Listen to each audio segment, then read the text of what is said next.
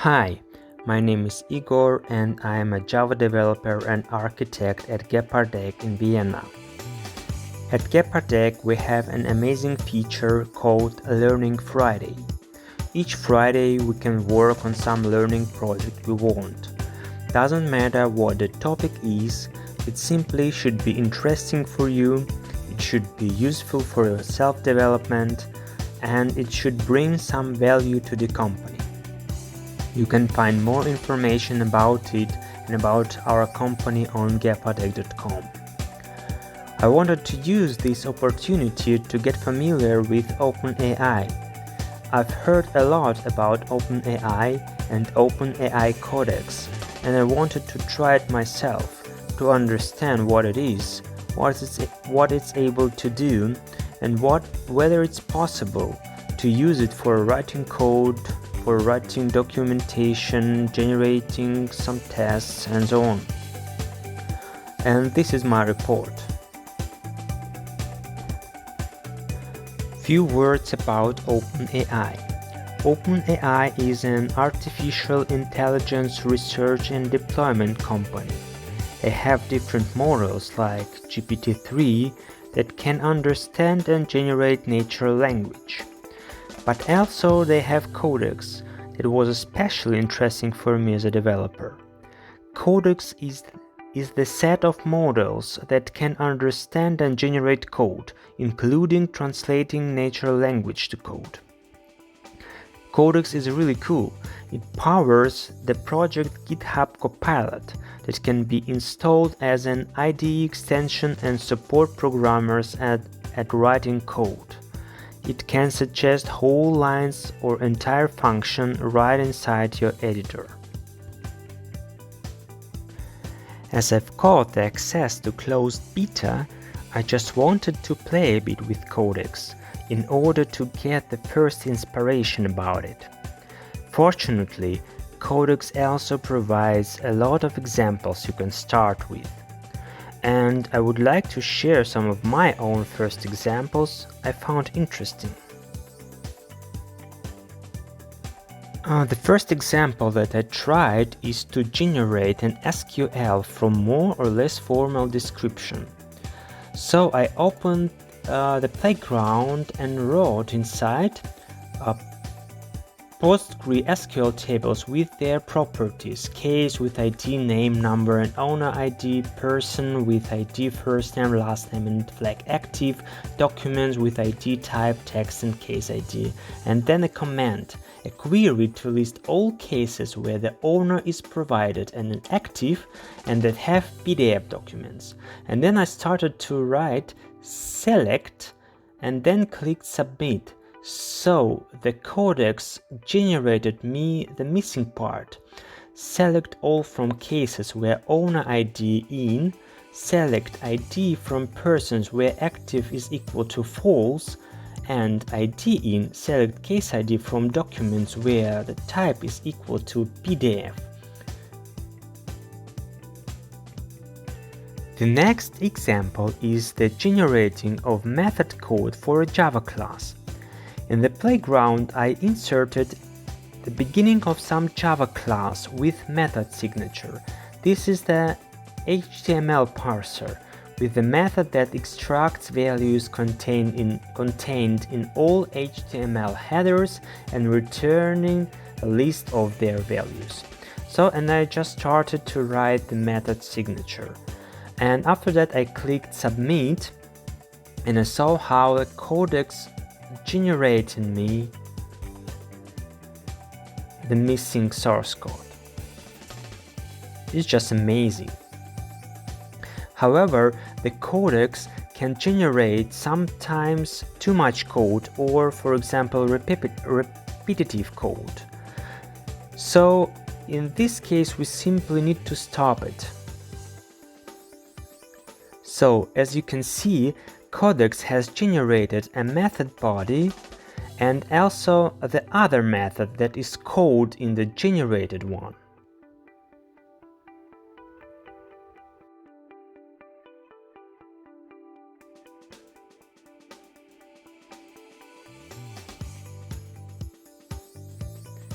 Another interesting example is the translating of source code. So I found some PL/SQL code and inserted it into the playground. And I wrote as well, translate this function from PL/SQL into Java. This is PL/SQL code and this is Java. And just started to generate.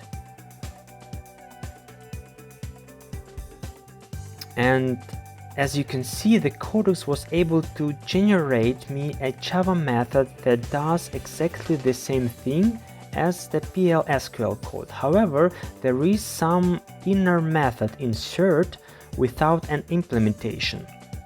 So what we need to do is to let the codex to generate this method body for us.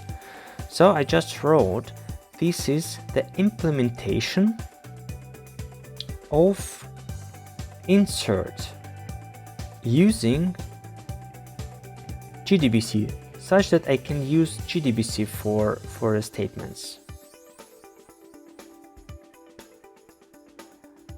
So as we can see, the codex was able to generate the body for the method insert using JDBC. So it means that I can execute the SQL statement using JDBC connection.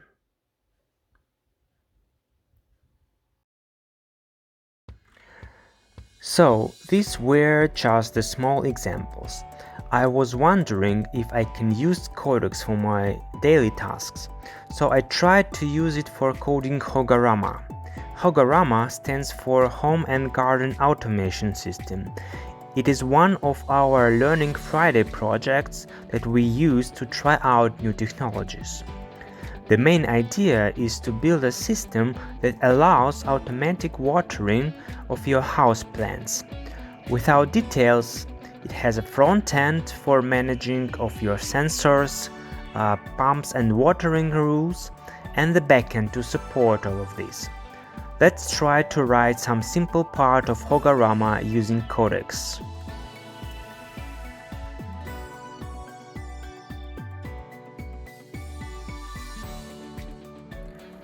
Let's start with the initial Maven structure of our project.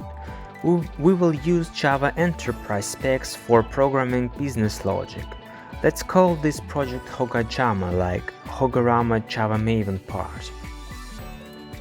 Let's insert something in the playground, something like this is a Maven file with name hogarama and group com.gepardec and modules hogarama domain, services and web. Our dependencies are Java Enterprise 8 provided, compiler is Java 11. And let's start with a tech project and click on submit, and we see that the codex is generating the initial Maven structure for us.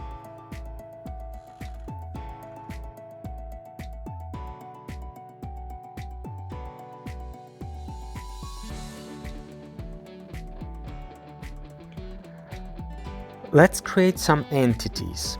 We start with the entity owner, representing a user owning pumps and sensors that can be logged in using single sign-on like Google. We can give instruction in natural language, like create a GPA entity owner having long ID and string SSO owner ID, and click on submit. Let's see what will happen.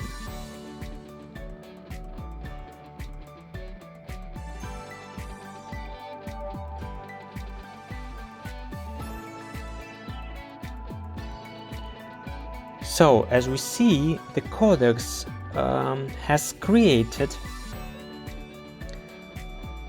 a GPA entity class with all necessary annotation and exactly with the fields that I requested, and also with some other necessary methods like toString or hashcode.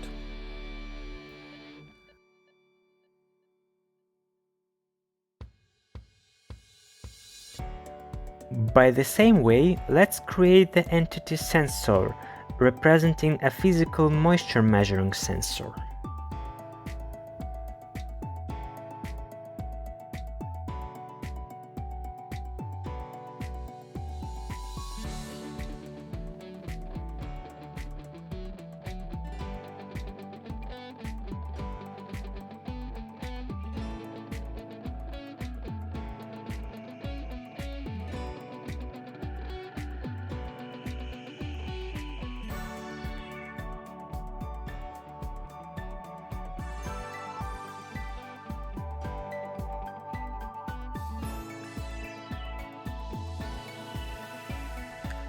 Finally, I need the entity unit mapping sensor to the owner.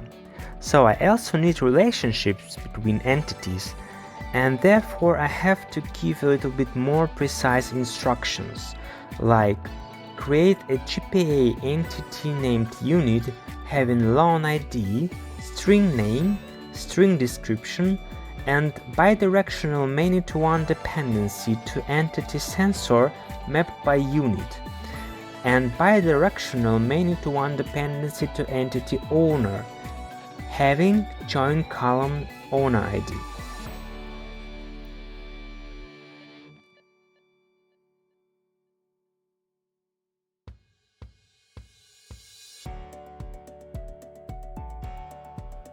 So actually what we got is exactly what we needed. This is the GPA entity with all necessary annotations and all necessary mappings.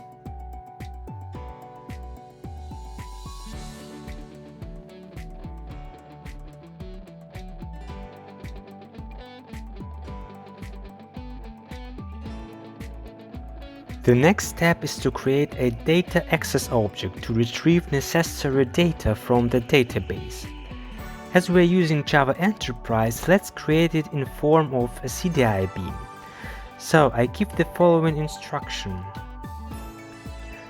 Create a dependent CDI service DAO with a method returning a sensor from a database using GPA for a given sensor ID.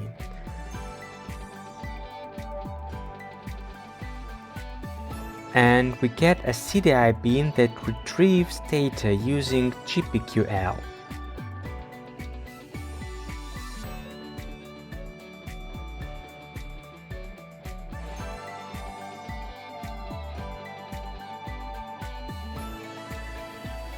We don't need to load the sensor from the database each time we need this data within a single session, because the sensor doesn't change often. So let's create a cache service. I give the instruction, create an application scope CDI class sensor cache with a method that returns a sensor from a map for a given sensor ID if the map contains this sensor ID, or loads it using sensor DAO if not. And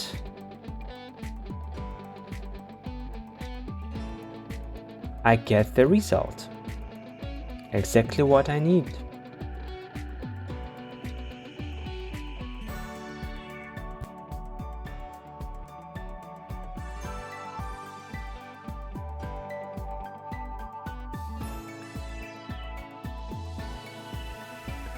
Finally, we need a service for CRUD operations on sensors. What I need is a transactional CDI class sensor service performing CRUD operation on GPA entity sensor using sensor DAO. Deleted must be by sensor ID. The service must have a method returning all sensor belonging to an owner with the given owner ID, and a method returning a sensor by sensor ID. Let's try to generate such a service.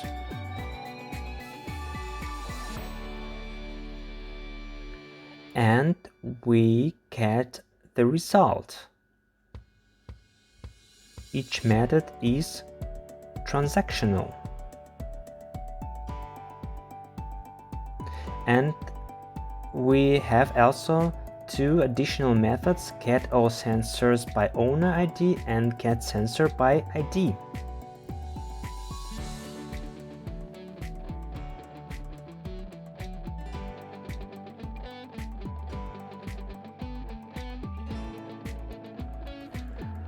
Now we need the API for the front end.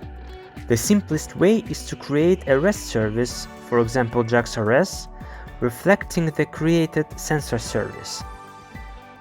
For this step, we need the output from the previous step as a base for the REST service. So we use the output as the input and give the following instruction.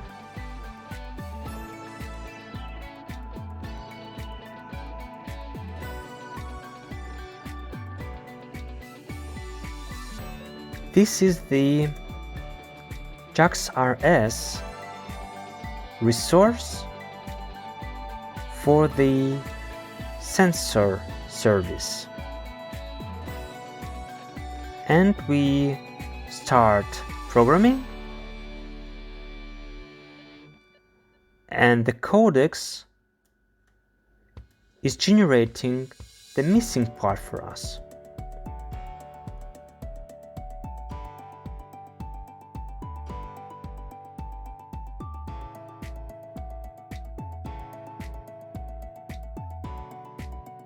Let's finish the programming part with a service that receives messages representing sensor measurements from some message queue.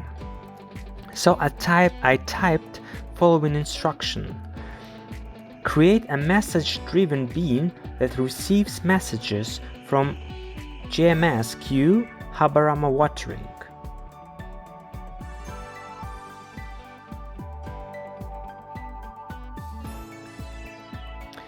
And I got the pre-configured message-driven bean so that I can concentrate mainly on business logic.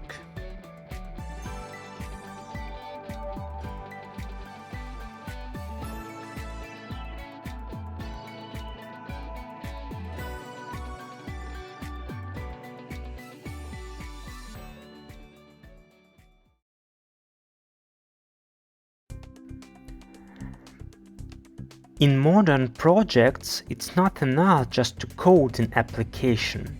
We also have to care about the infrastructure. And for me, it was interesting whether codex can support me in writing the infrastructure code for hogarama. So I took few examples. It's configuring Wildfly as an application server for hogarama. It's creating an initial structure for Angular frontend project.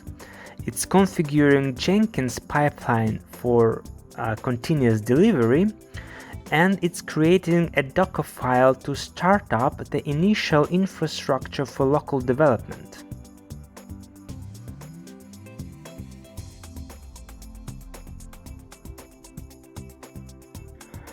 Let's start with the Wildfly. Assume we need to configure the connection to the database. So I'm typing the following instruction. This is a JPOS CLI script to configure JPOS data source for the Postgres database using environment variables. And I'm starting to write the beginning of the corresponding command to give the codex more input. And then I click submit. And we see the codex generate for us the missing part. Excellent. So we have this a data source configuration using environment variables. We have a shell script to execute the command, and we have the command to remove the CLI script after that.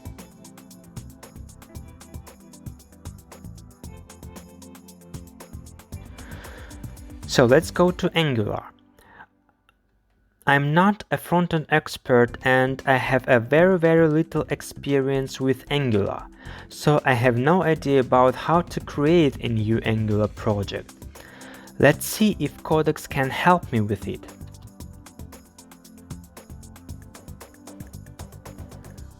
So write a shell script for creating an empty, ready-to-use Angular project. So I think the codex needs a little bit more time for this command.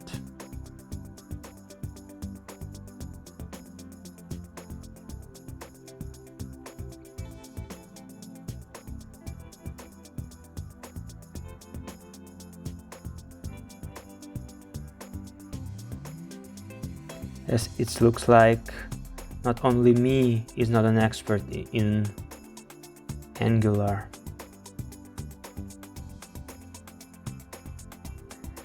Okay, now we get a result. So what we see here, so it creates a new directory, it creates a new Angular project, it installs some modules like Bootstrap, jQuery, Popper, Font Awesome, and so on and so on.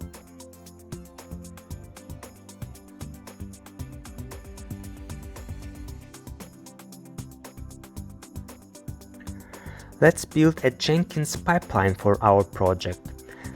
Assume I have some experience with Jenkins and know how it works, but I don't want to write the pipeline file myself. I give the instruction. Please create a Jenkins file to build a Java Maven project, stage build with Maven 3.3.9 and Java 11. Then run integration test on it, stage IT, and finally deploy artifact in Nexus, stage deploy. After all steps, clean the workspace. Send the email on mymail@gmail.com if some step fails. So let's see what we get. Perfect, we have an initial pipeline Jenkins file with all necessary stages: build, IT, deploy, and clean workspace after all steps. Unfortunately, without sending the email if some step fails. So let's try to regenerate the code. Let's see if we get a different result. Perfect. Now we see that we also have a step that will send an email to mymail@gmail.com if some stage failed.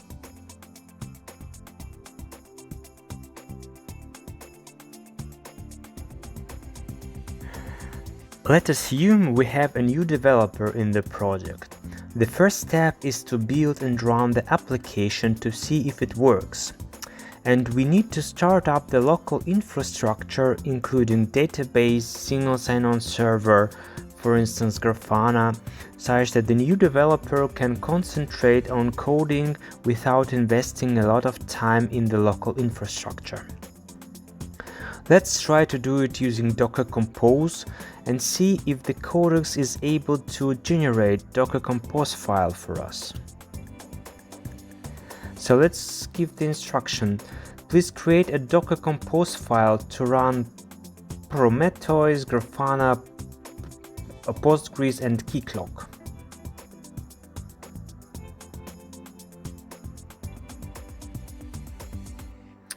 And we see the result.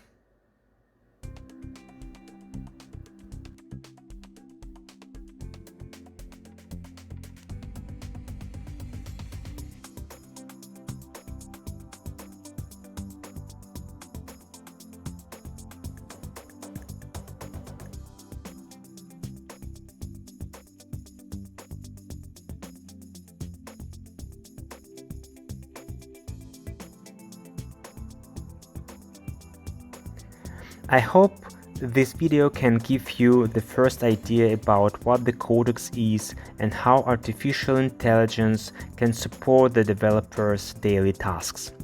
The codex is still in closed beta, so you need to request the access to API if you want to play with it. Thanks for watching.